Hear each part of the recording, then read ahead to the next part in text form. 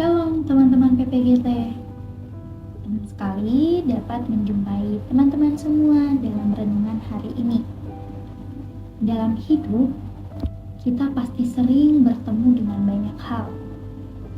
Bertemu orang, bertemu situasi, bahkan masalah. Tapi terkadang tidak semua perjumpaan itu membawa kita pada perubahan. Nah, ada satu perjumpaan yang saya yakini dan harus teman-teman yakini yang pasti mengubah hidup kita, yaitu ketika kita benar-benar berjumpa dengan Yesus. Mari kita siapkan hati kita untuk mendengar firman Tuhan. Kita berdoa. Bapa yang baik di dalam sorga, kami bersyukur untuk hari ini, untuk kesempatan di mana kami sebagai anak-anak-Mu boleh datang mendekat kepadamu. Terima kasih untuk setiap berkat-Mu dalam hidup kami, bahkan untuk setiap proses kehidupan yang mungkin tidak mudah kami jalani. Saat ini Tuhan, kami datang apa adanya. Ada yang datang dengan sukacita, tapi mungkin juga ada yang datang dengan hati yang lelah, kecewa, atau penuh pertanyaan. Kami mohon lembutkan hati kami, bukakan pikiran kami untuk mengerti firman-Mu. Biarlah kami tidak hanya mendengar, tetapi sungguh mengalami perjumpaan pribadi dengan Engkau saat ini, hari ini. Roh Kudus pimpin setiap kami, supaya firman-Mu boleh hidup dan bekerja di dalam hati kami. Kami sudah siap mendengarkan firman-Mu, di dalam nama Tuhan Yesus kami sudah berdoa. Amin. Teman-teman, bahan bacaan kita hari ini terambil dari Lukas pasal 24 ayat 13 sampai ayatnya yang ke-35. Yesus menampakkan diri di jalan ke Emmaus. Pada hari itu juga 2 orang dari murid-murid Yesus pergi ke sebuah kampung bernama Emmaus, yang terletak kira-kira 7 mil jauhnya dari Yerusalem. Dan mereka bercakap-cakap tentang segala sesuatu yang telah terjadi. Ketika mereka sedang bercakap-cakap dan bertukar pikiran, datanglah Yesus sendiri mendekati mereka, lalu berjalan bersama-sama dengan mereka. Tetapi ada sesuatu yang menghalangi mata mereka, sehingga mereka tidak dapat mengenal Dia. Yesus berkata kepada mereka, "Apakah yang kamu percakapkan sementara kamu berjalan?"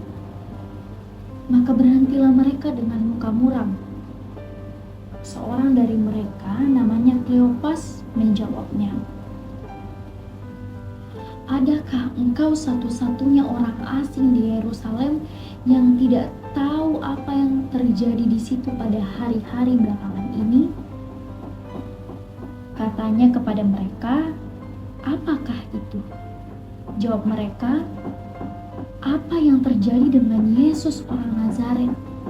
Dia adalah seorang nabi yang berkuasa dalam pekerjaan dan perkataan di hadapan Allah dan di depan seluruh bangsa kami. Tetapi imam-imam kepala dan pemimpin kami telah menyerahkan Dia untuk dihukum mati dan mereka telah menyalibkannya. Padahal kami dulu mengharapkan bahwa Dialah yang datang untuk membebaskan bangsa Israel.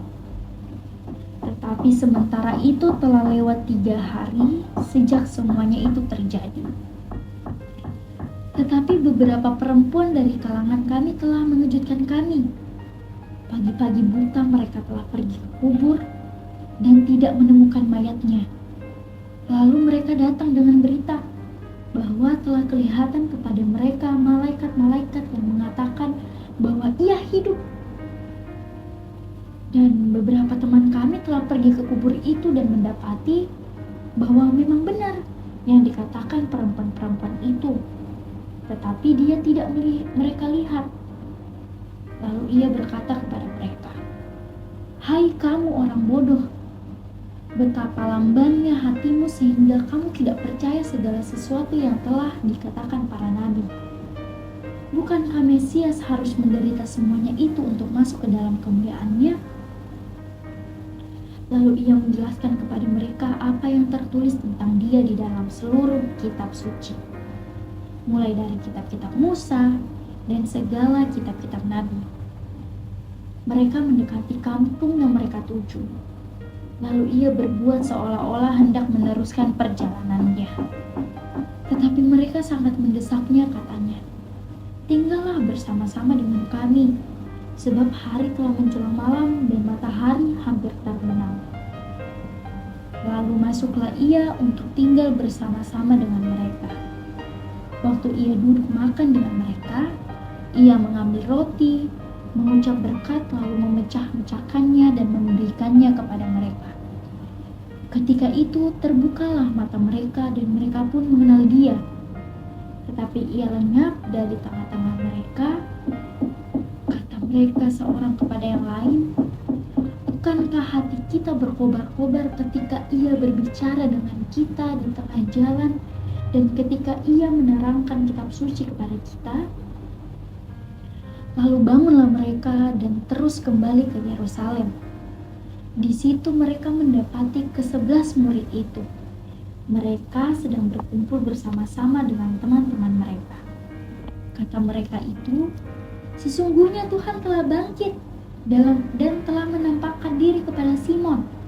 Lalu kedua orang itu pun menceritakan apa yang terjadi di tengah jalan dan bagaimana mereka mengenal dia pada waktu ia memecah-mecahkan roti. Amin firman Tuhan.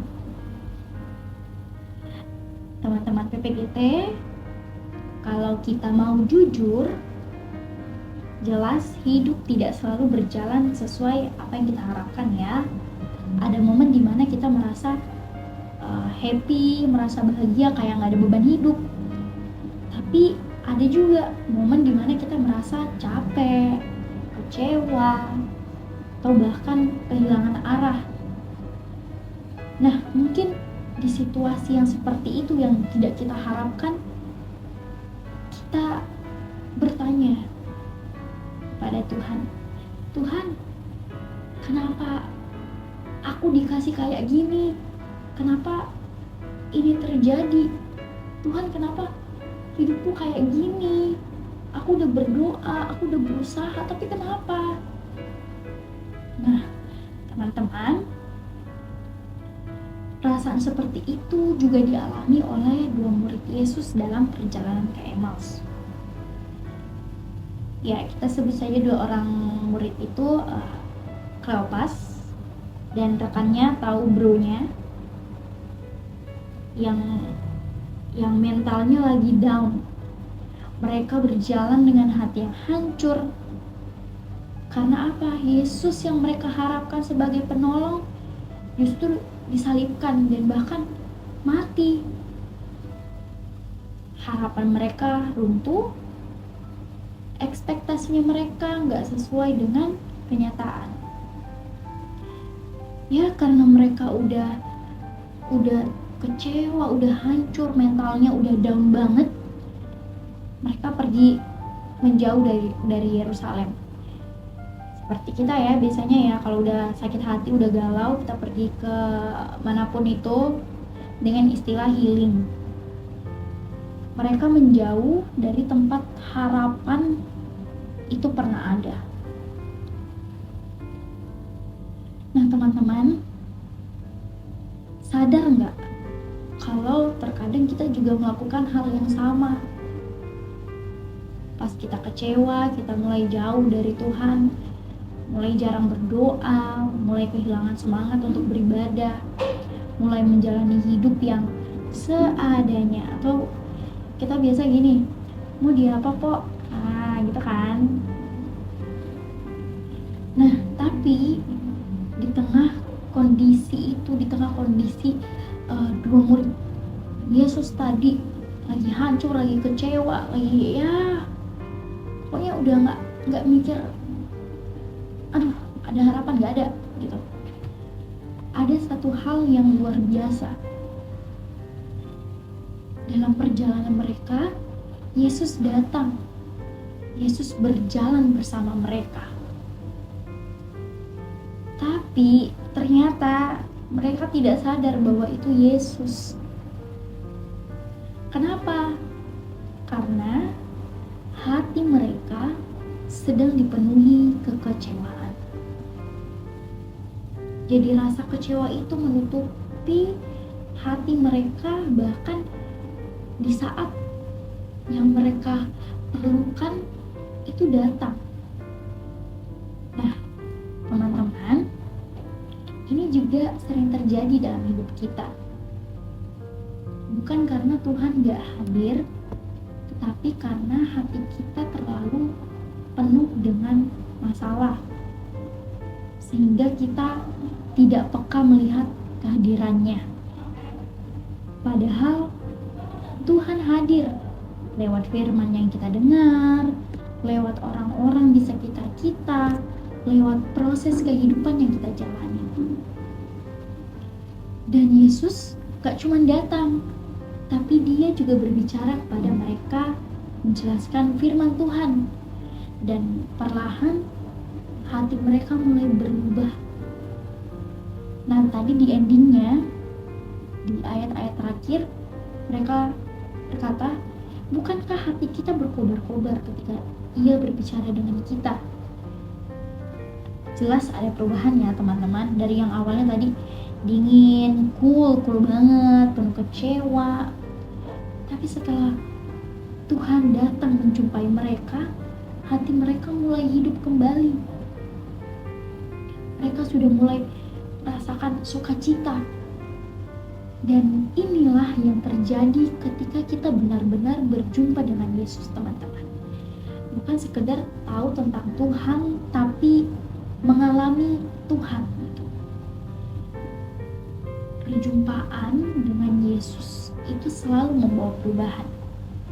Mungkin yang tadinya teman-teman putus asa karena aduh aku masa depannya gimana ya, atau kayaknya udah nggak ada harapan deh, aku mau lanjut kuliah di mana, aku mau masuk sekolah di mana, aku mau kerja di mana, kayaknya belum ada gitu, kayaknya nggak ada yang mau terima aku. Ketika kita melalui perjumpaan dengan Yesus, perasaan putus asa itu menjadi penuh harapan. Dari yang tadinya kita lemah, kita menjadi kuat. Dari yang kita bingung, kita jadi punya arah. Dan kembali lagi ke cerita dua murid tadi, dan puncaknya ketika mereka sadar bahwa itu Yesus. Bayangin deh teman-teman, jarak Yerusalem ke Emmaus itu 7 mil. 7 mil itu kurang lebih 11 kilo ya teman-teman. Yang tadinya mereka itu gak sadar, dan pas sadar mereka langsung bangkit dan kembali ke Yerusalem. Jadi Yerusalem ke Emmaus 11 kilo, terus Emmaus ke Yerusalem itu 11 kilo. Jadi 11 kilo itu ibarat dari Batakan sampai ke, correct me if I'm wrong ya teman-teman, itu dari Batakan sampai ke BSB, ke Pentasiti ya, seperti itu kurang lebihnya ya.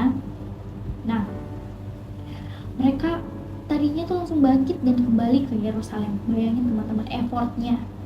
Padahal ya tadi di awal banget tuh mereka bilang mereka ingin menjauh, tapi sekarang mereka justru kembali dengan semangat yang baru. Saking semangatnya langsung bangkit dan kembali ke Yerusalem. Artinya apa teman-teman? Perjumpaan Yesus itu tidak pernah membuat mereka tetap sama. Dari yang awalnya mereka kecewa, setelah ketemu Yesus mereka tetap kecewa. Enggak kayak gitu. Perjumpaan dengan Yesus yang mereka rasakan itu membuat mereka menjadi punya harapan baru. Dan sama seperti kita teman-teman, ketika kita berani, kita memberikan hati kita untuk berjumpa dengan Yesus, mengalami Tuhan, kita nggak akan pernah dibuat sama. Nah teman-teman, hari ini Tuhan itu sedang berjalan bersama dengan kita. Tuhan saat ini ada bersama dengan kita dalam setiap aktivitas kita, dalam setiap pergumulan kita. Dan pertanyaannya bukan apakah Tuhan hadir, tetapi ini pertanyaan, apakah kita sadar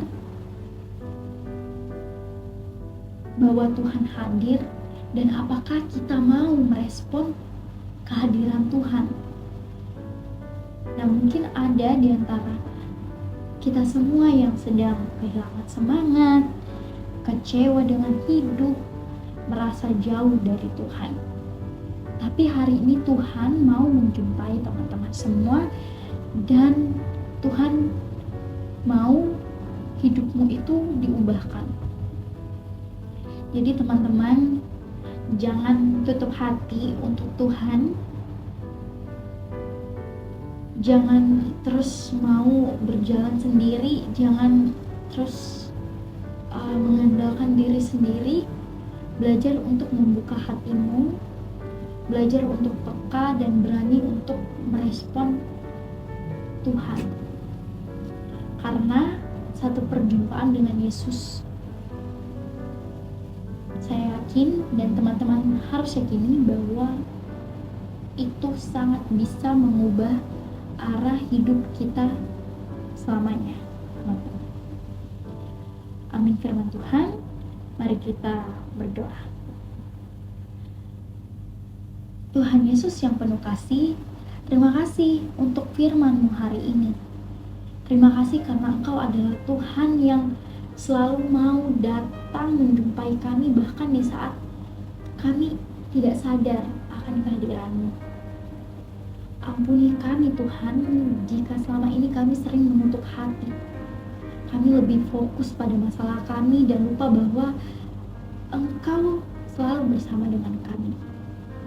Hari ini kami mau belajar untuk membuka hati kami mau merespon kehadiran-Mu dalam hidup kami. Tolong setiap kami sebagai anak-anak-Mu, supaya kami tidak hanya mendengarkan firman, tetapi kami sungguh-sungguh mengalami perubahan hidup. Kuatkan kami untuk tetap percaya di tengah kekecewaan, tetap berharap di keadaan yang tidak pasti, dan tetap setia berjalan bersama-Mu di setiap hari Tuhan.